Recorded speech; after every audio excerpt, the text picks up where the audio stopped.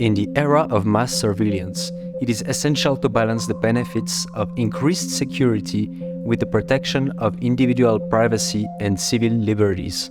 It is crucial to include citizens in the conversation about surveillance and its potential impact on privacy and civil liberties. When people are engaged and involved into the decision-making process, they are more likely to feel invested in the outcome and trust government's actions. Citizens may bring unique perspectives and experiences to the table that can inform policy decisions and ensure that surveillance programs are designed with the public interest in mind. Connecting and talking to each other is essential in fostering a sense of community and promoting a culture of trust and mutual understanding. In many cases, people may be more willing to accept increased surveillance if they have had the opportunity to voice their concerns and opinions. Engaging in an open and honest dialogue about surveillance can also help dispel misconceptions.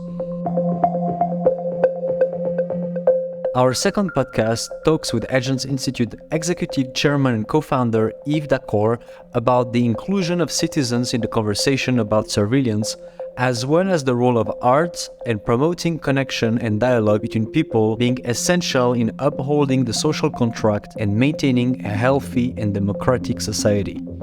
The interview was made in November 2022 by Matt Guzzo, communicator and facilitator from Brazil.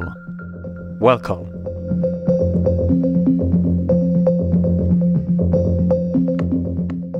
I would start with a quick introduction on your part and why did you start the Edgelands Institute project? Great. So I'm Yves Daccord, and I'm very happy to be with you today. I am the executive president of the famous Edgelands Institute. I'm coming to the Edgelands Institute from possibly 2 or 3 different angles. One is I've worked a lot in war, in violence environments.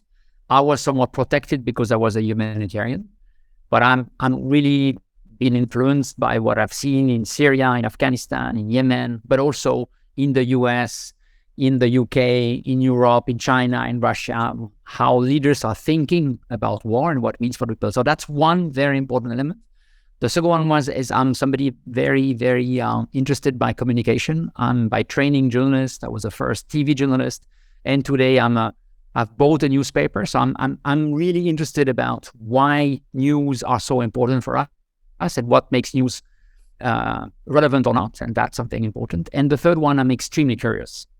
I'm really curious, and one of the things that brought me to Edgeland is I've spent 20 years as a CEO and leaders of a big organization with more than 20,000 people that were somewhat reporting to me, if you want.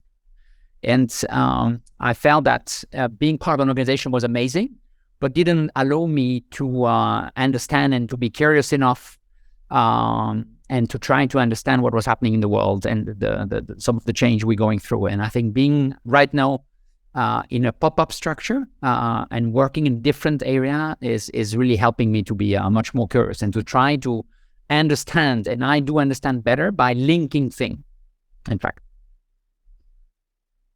Great. I'm hearing curiosity, flexibility, and also war, right? Of course, war is upon us. Just it was in 2019, in 2000s. I'm wondering what, in your opinion, is important about the subject and how to tackle it, since it's such a complex subject. So I have a different perspective. Is I always see war. War is upon us because we are somewhat, some of us at least, we are a bit closer to war than we were before. But I like the definition to say that in a way it's peace that is in between 2 wars, right? And if you think about humankind, I think we have a tendency over at least the last centuries to do a lot of wars. And what intrigues me is not so much the war and the technology of war and the strategy, is much more what is the dynamic that is at stake, what is the social contract and control that is happening. And that's really what intrigued me, is the dynamic. And that's why if we link that with then the Edgelands Institute, is how are you able to somewhat capture in a very humble way, because you can never capture perfectly, the dynamic between people, the dynamic between people and power, the dynamic between people, power, and security, for example. that is something I found very powerful. And I found that in general, art, for example, more than research, have a better way to capture the dynamic.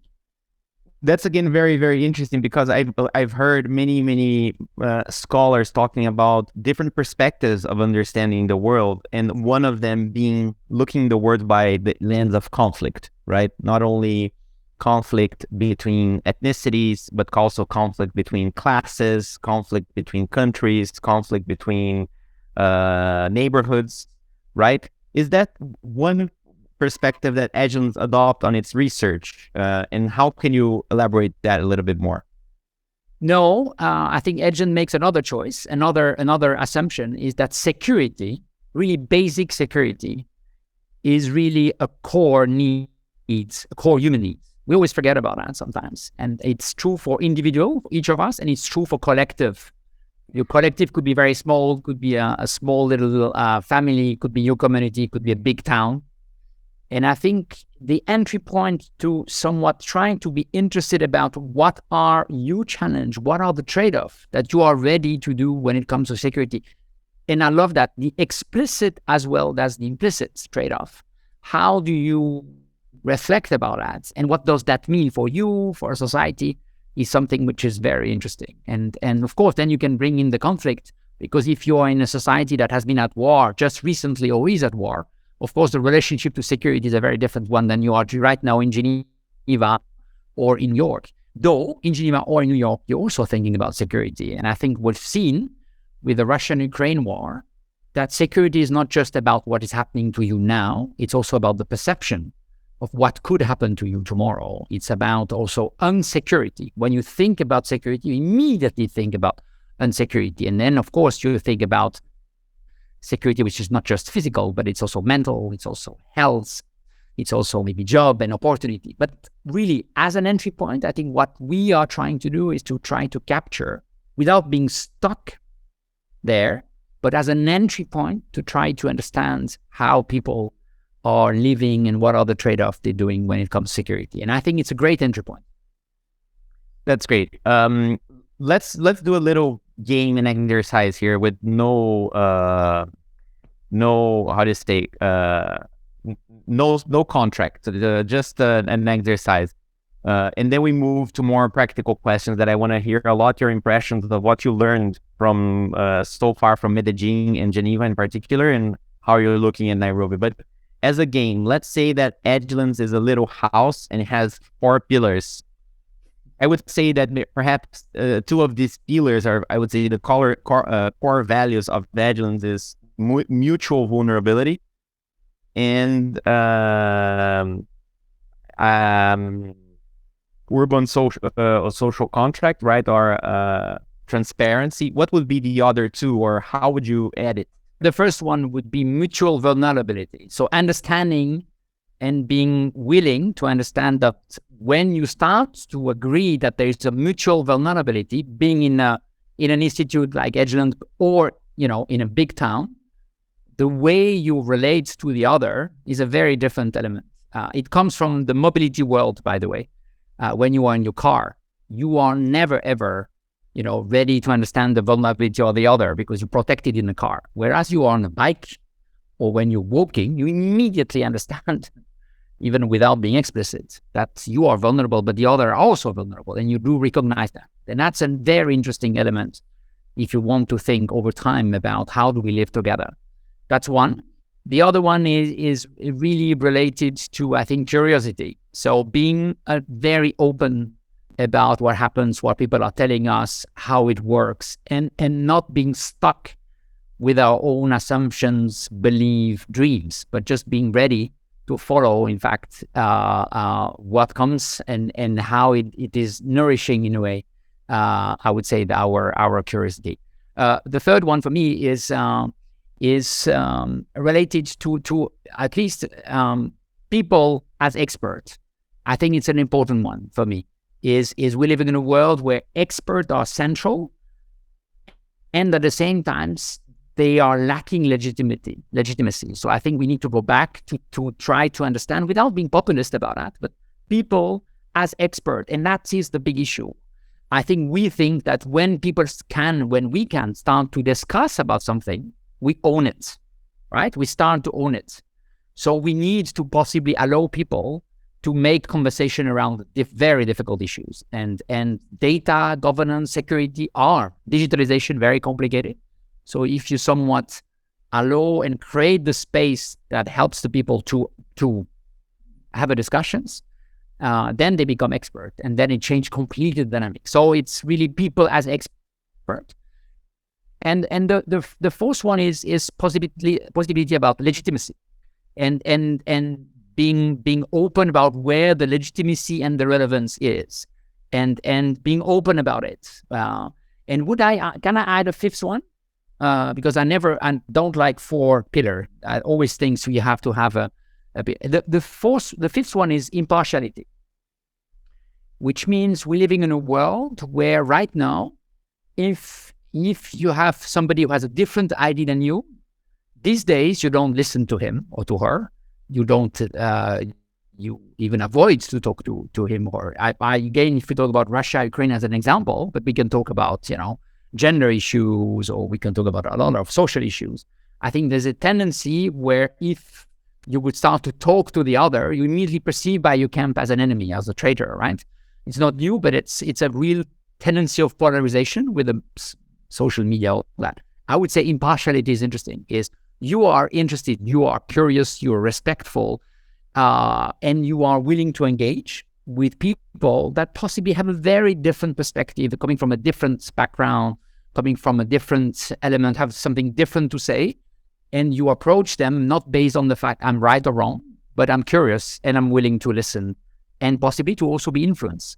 Great. That's a great, I think, map. Let's then now go a little bit to the practice. How do you see that Edgelands was successful or not successful in Medellin, and what are the lessons that we learned from there since we left already? I don't think we've left, if I may, to start with that. So it's interesting. We are popping down, to use a neology. We are popping down, but I think there is still some elements coming up, and maybe other ways to depending what happens, to pop up again. What we've done well, I think, one, we've maintained curiosity, which is great, and we've somewhat follow our subjective lead, and I think it's great to be subjective. I like it in an impartial way, not in an aggressive way. And we didn't come to Medellin to prove something. We were interested about Medellin, about the way Medellin as a collective is dealing about security, what's happening there, and how it works. So, and we've been, I think, blessed by Medellin, and the people of Medellin, who, in a way, are welcoming this curiosity. As long as you are not coming with a perspective, or you're coming to prove something, but you're ready to be influenced, I think we've been blessed by how people have somewhat not just discuss and engage, but also show us and connect us with other people. So I think that's one element which I think we're blessed. The second point is, I think the pop-up nature has suddenly proven to be extremely powerful. The fact that we are coming without really a strong hierarchy, we're not coming with a long-term visions, we are coming with a certain fragility and certain emergency also, and a certain humility. The fact that we are coming, in conversation, joining conversation that happened already, and just maybe accelerate or bring more color to the conversation and then leave again, has created something which I found interesting, which is at least positive reflections, and sometimes even engagement, right? And I think in the age where people are not trusting each other, where people are worried, where there's real questions about research, for example, and the legitimacy of research. If you come from Harvard, you're working right now at Harvard, great place, but you're coming from Harvard, which is all the heavy element of Harvard, even if you are Brazilian artist, very smart. But then you have a lot to explain that, coming from Harvard, but of course it means something, socially means something, it places you somewhere on the ecosystem. And being a pop-up, you're very fluid on the ecosystem. And you can be, like me, a white man, privileged, coming from Europe, in this pop-up that is also bringing Colombian, Medellin people, other people. It suddenly makes this this element welcome. And I found that powerful. So that was an important one. The other things about the pop-up, which I think was more clear for me, I've learned about the methodology, is you need to have a succession of short time-bound activity in order to start to understand the dynamic.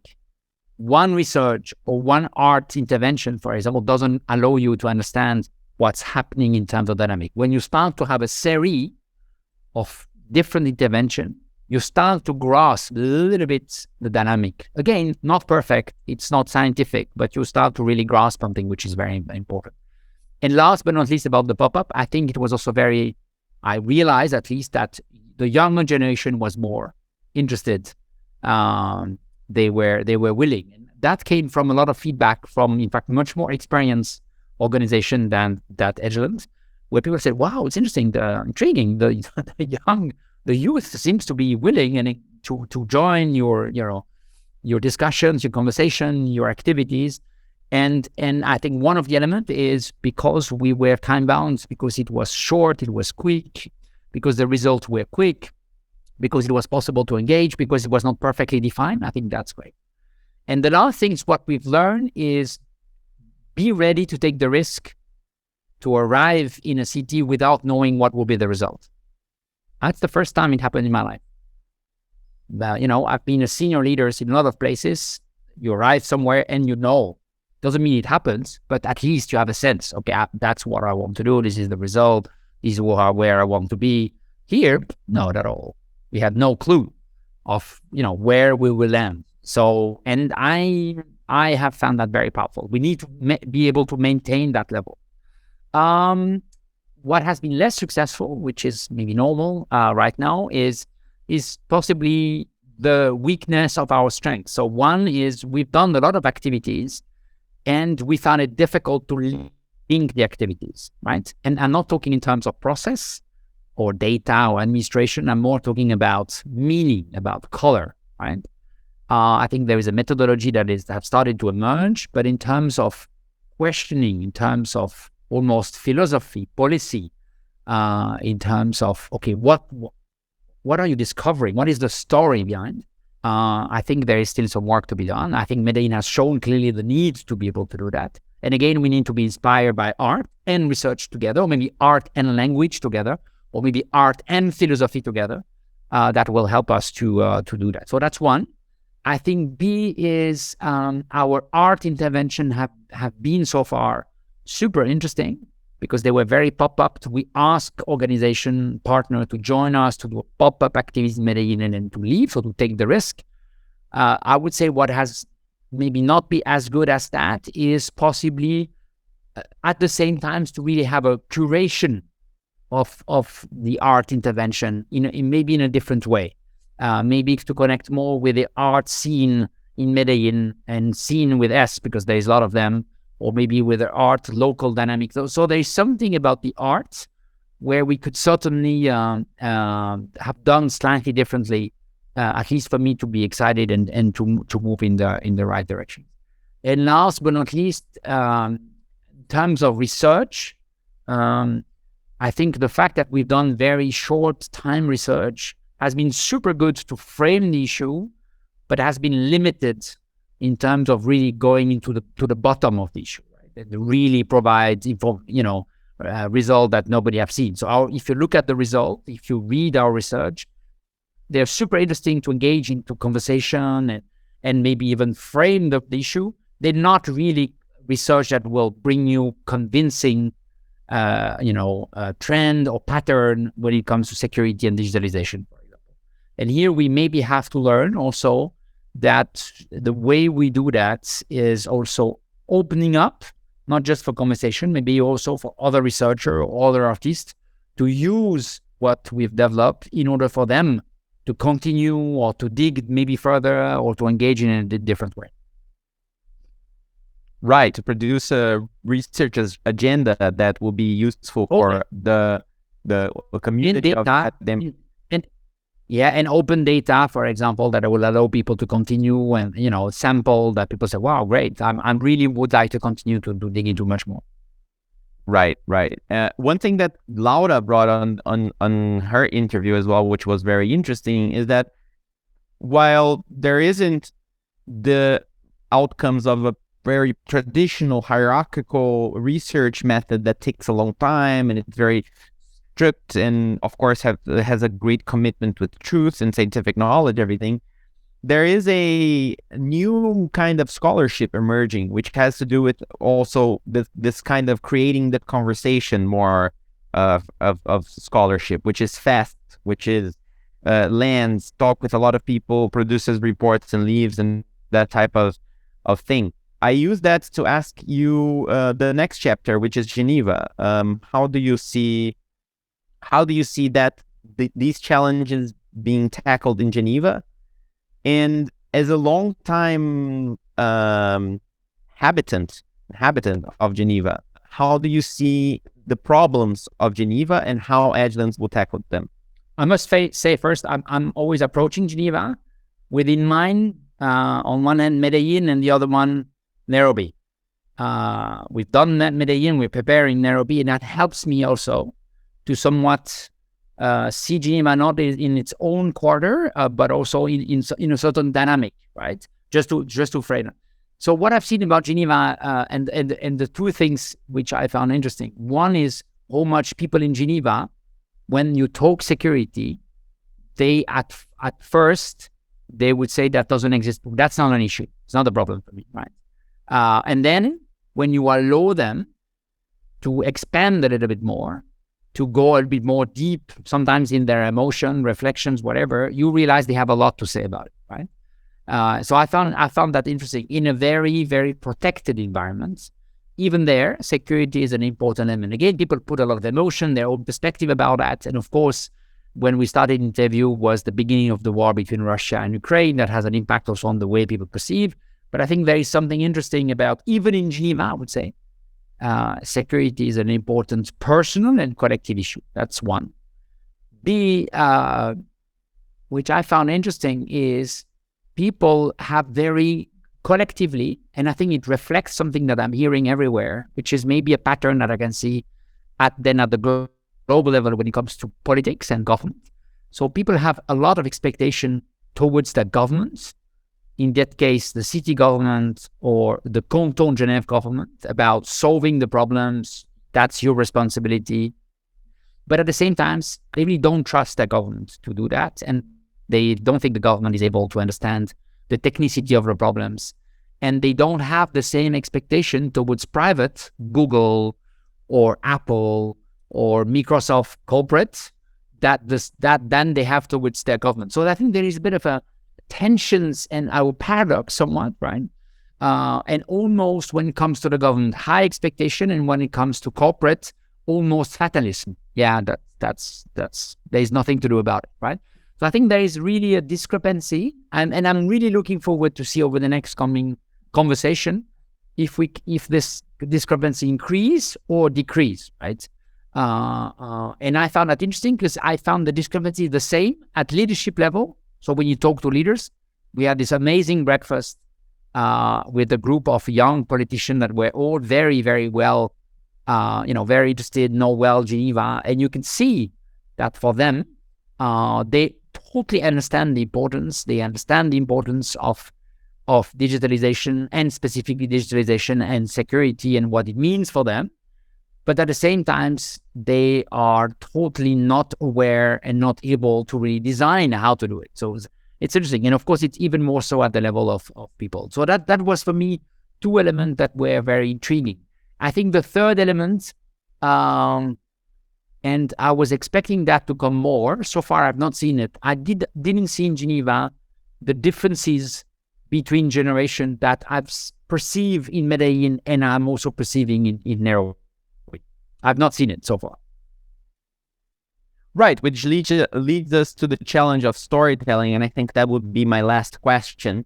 How to connect and bridge all the cities so that Edgelands doesn't become a portfolio of different cities with different problems, but rather a coherent global narrative about security and the problems of that digitalization of security bring in 5 years. So you have that. You have to think about like the web of different things, right? So that will unite it without willing to be perfectly united. So I think the first web is documentation, very clear. So we need to be able to document the different elements. The documentation will not help the narrative, but will help the people if they want to understand, okay, what did you find? How does that work? So I think there is a minimum as a base of documentation between the different activities that we found. Second level, I think there is all the reflections we're doing with some tools. One of the vectors could be the famous art book we are starting to reflect about, which is then there is vectors, could be an art book, could be something else, that is on purpose, focusing on creating the link between the activities and the cities. And the link is really about emerging meaning, and this emerging meaning, emerging color, if you want, emerging assumption, emerging findings, that needs to be somewhere you need to write them, but you also need to design them. You need to bring also art into the equation. I'm deeply convinced that a vector like that will help us to connect between the activities and the city in a very fluid way. So I think people would say at any moment, not just waiting the end of Edgelands, but at any moment will approach us and says, where are you in your reflections? And it's not our reflection, but in your conversation, endeavor, in the connection. This is what we see in terms of emerging. And it needs to be dynamic. That's why an art book is such an interesting piece, in order to do that. I think something that capture what's happening almost in real time. So that's the second level. And the third level is, I think, we will start to see, in fact, collaboration, connections between experts, between people, between mayors, between cities on specific. So I'm deeply convinced, for example, I know already that one of the Geneva politician, she has been totally obsessed and impressed and now obsessed by the fact in Medellin, they have organized security and coexistence together, right? She found that absolutely amazing. She has decided, and she most likely will be the leaders of Geneva in the years to come, that she wants to implement that in Geneva. She found just that idea amazing. She knows that it will not solve all the problem, but just the idea that you organize and even say to your citizen that the way you organize security is security in coexistence is something which is very different than just having police security, right? As an example, that's a very small example, but I hope that you will have more of this example, because that means then some people have read, learn, being aware, connect, use us as a vector, but then do their own connections. So if I summarize, at least you have these three different levels that would create something coherent. And then there is a fourth level, which is then a dream. That's a personal dream. I'm still of the opinion that Edgelands, maybe it's not Edgelands, but the theme, we should really own the Arsenale of the Biennale of Venice. That is the right place to be. Could be also the Biennale of Sao Paulo. But I like the notion of a Biennale, where a Biennale is about one subject, and then you bring all that together, and people will then make their own link. But we might be in a position where we can bring, a lot of artists and research and people on a thematic, and of course, build on that, having something built. So my dream would be to have one of the major artistic biennale in the next 2 or 3 years that will be around that. So that would be a kind of an interesting finale if you think about Edgelands.